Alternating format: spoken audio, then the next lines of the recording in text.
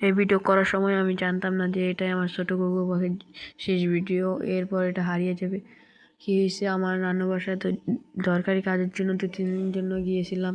যাওয়ার আগে এদেরকে ছেড়ে গেছিলাম, সকালবেলা খাবার খেয়ে গেছিলাম।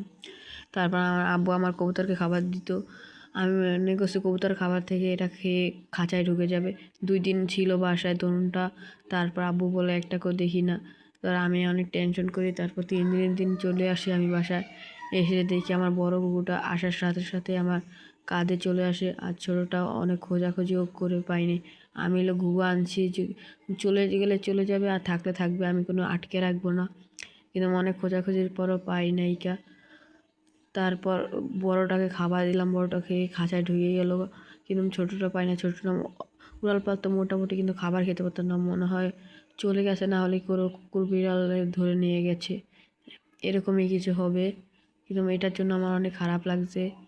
এটা আমার একটা অনেক শখের, এটা আমার প্রায় শিকার হয়ে গেছিলো, কিন্তু ওটা একটু বেশি, ওটা বেশি শিকারি দেখেই বাসায় থেকে গেছে। আর এটা অল্প ছোটো দেখে চলে গেছে, খাবার না পায়।